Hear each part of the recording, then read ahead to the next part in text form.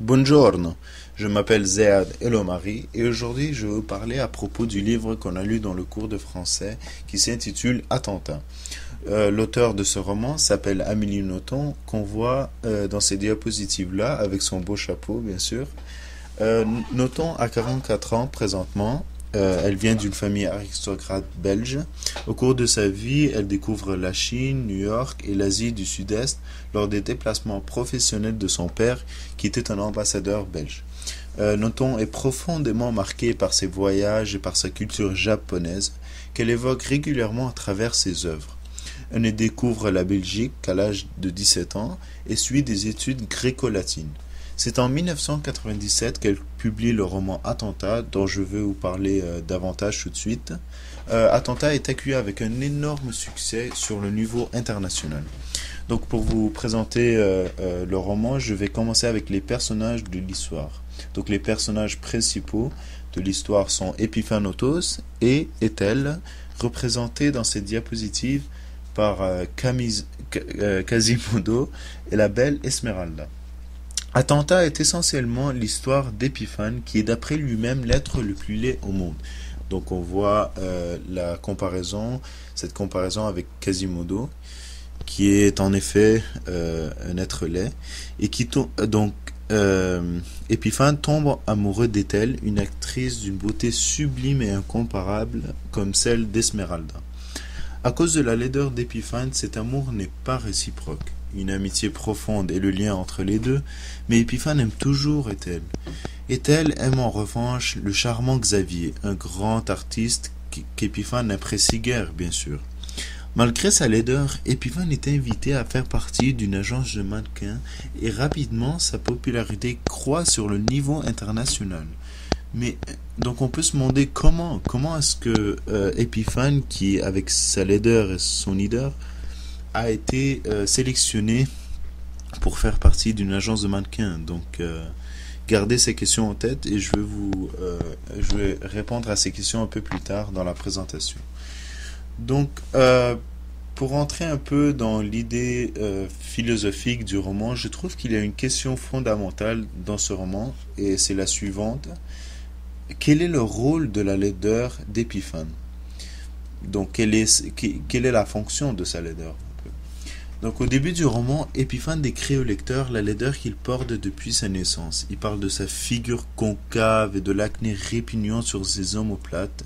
Mais malgré cette difformité terrifiante, Épiphane est fier de lui-même, car il représente la laideur absolue. Rien au monde n'est plus hideux qu'Épiphane. Il attire même le regard des gens en marchant dans la rue. Donc ici j'ai un petit fragment pour montrer un peu la réaction des gens qu'il rencontre dans la rue.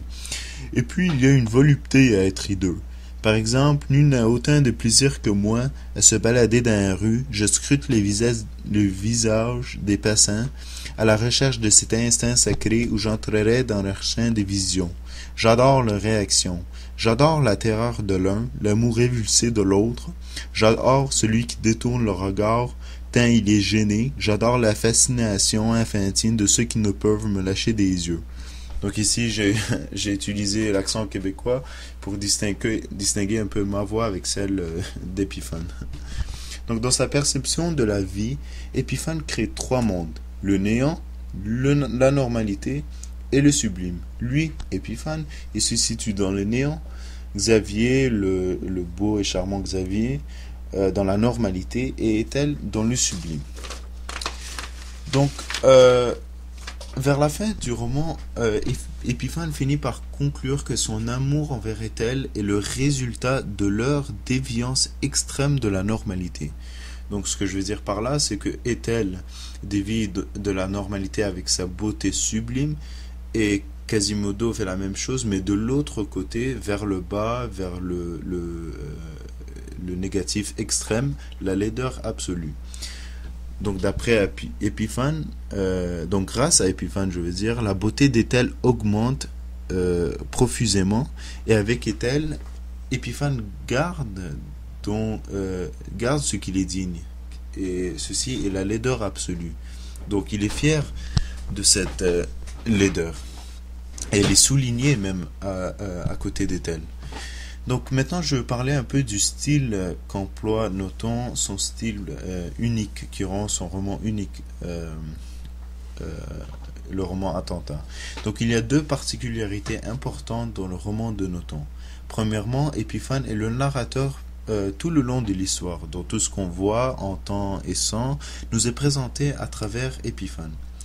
Deuxièmement, des références littéraires et religieuses abondent dans le roman, comme la comparaison entre Épiphane et Quasimodo que je vous ai montré à travers les diapositives. Et ceci nous aide à... Donc, on peut se demander pourquoi il y a cette comparaison. Donc, notons peut-être, elle veut nous aider à visualiser l'apparence atroce d'Épiphane dont elle parle pendant tout le long de son roman. Un autre exemple des références littéraires et religieuses est le symbolisme créé à travers le nom Épiphane, Othos. Donc je vais vous diviser les deux noms en deux parties et vous expliquer chaque moitié du nom. Donc la signification du nom est importante bien sûr par rapport à la question philosophique du roman et je vais vous expliquer pourquoi. Donc la première partie du nom c'est Épiphane. D'où vient Épiphane? Eh bien ça vient de l'épiphanie, le mot épiphanie, et dans la religion chrétienne c'est la célébration publique du Fils de Dieu, donc Jésus incarné au monde. Donc dans cette diapositive là on voit la manifestation de l'enfant Jésus au public. La deuxième partie du nom, c'est Othos, et ce mot veut dire personne en grec, et c'est le nom que s'approprie Ulysse lorsqu'il crève l'œil du cyclope.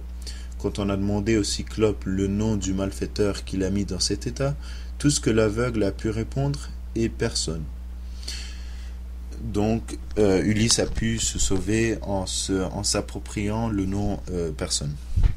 Donc si on traduit les deux mots qui composent le nom de notre personnage principal, d'après leur définition, on se trouve avec la phrase « l'annonce de personne » ou « la manifestation de rien », ce qui constitue bien sûr un oxymore en soi en rapprochant deux termes opposés.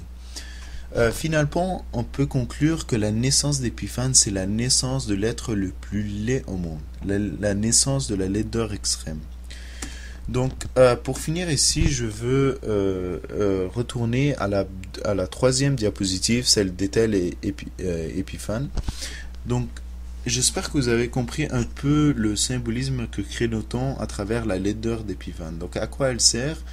Eh bien, quand l'agence de Malkin le sélectionne parmi les autres candidats, il y a dû avoir une raison. Et cette raison-là nous est expliquée dans le livre. Et c'est à cause, c'est en plaçant Épiphane avec les autres mannequins que la beauté de ces mannequins augmente, mais vraiment de 10 fois même.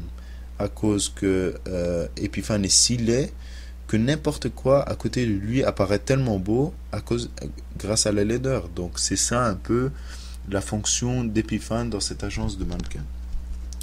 Donc voilà, j'ai fini. J'espère que vous avez apprécié ma présentation et j'espère que ça va vous encourager à lire le livre qui est extrêmement intéressant.